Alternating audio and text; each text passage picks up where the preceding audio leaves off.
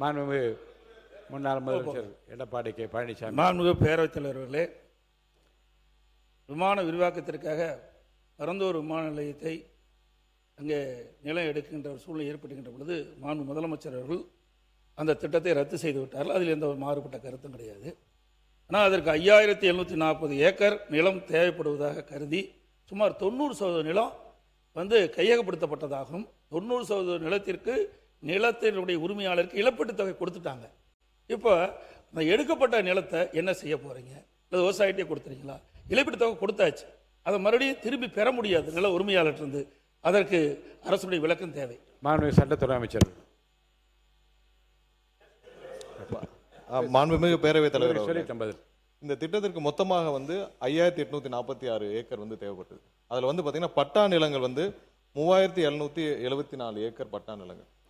அதில் agriculture land, அதாவது விவசாய நிலங்கள் 3 போகங்கள் விளையக்கூடிய விவசாய நிலங்கள் 2681 ஏக்கர் விவசாய நிலங்கள் இருந்தது.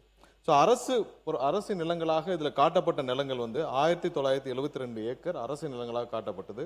இதில் கிட்டத்தட்ட 1558 ஏக்கர் வாட்டர் பாடிஸ், அதாவது நீர்நிலைகள். அதில் பெரும்பாலும் பெரிய நீர்நிலைகள், பெரிய ஓடைகள் எல்லாம் இந்த அரசு நிலமாக காட்டப்பட்ட 1972 ஏக்கர்ல 1558 ஏக்கர் நீர்நிலைகள் காட்டப்படும்.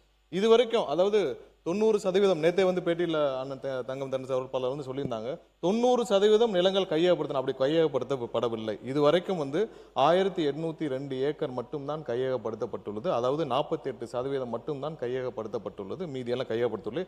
அதுலேயும் பார்த்தீங்கன்னா ஏகனாபுரம், இந்த காரை, தண்டலம், சிறுவள்ளூர் போன்ற கிராமங்களில் 1 சென்ட் நிலம் கூட கையகப்படுத்தப்படவில்லை. அதெல்லாம் கையகப்படுத்தாமல் இருக்கு.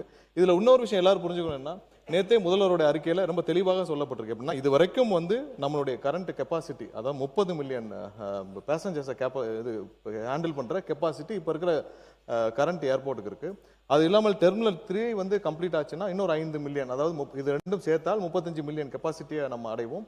அது இல்லாமல் டெர்மினல் 5, அதாவது நார்த் வெஸ்ட்ல டெர்மினல் 5க்கு நம்ம கம்ப்ளீட் பண்ணி முடிச்சோம்னா, திட்டமிடப்பட்டு முடிச்சோம்னா, கூடுதலாக 20 மில்லியன் பேசஞ்சர்ஸை ஒரு வருஷத்திற்கு கையாளக்கூடிய கெப்பாசிட்டி, அதாவது வருஷத்திற்கு 55 மில்லியன் கெப்பாசிட்டி நம்ம கையாளக்கூடிய திறமை இப்ப இருக்கிற கரண்ட் ஏர்போர்ட்லேயே டெர்மினல் 3, டெர்மினல் 5 முடிச்சோன்னா இருக்கும். இது எப்படின்னா, இப்ப இருக்கிற பெங்களூர் ஏர்போர்ட் 4.5 மில்லியன் பேசஞ்சர்ஸ் ஒரு வருஷத்துக்கு ஹேண்டில் பண்றாங்க. அதை விட 10 மில்லியன் அதிகமாகவே ஹேண்டில் பண்ணக்கூடிய அளவுக்கு திட்டமிடல் முடித்த பிறகுதான் இது குறித்த அறிக்கையை முதல்வர் அவர்கள் தெரிவித்தார்.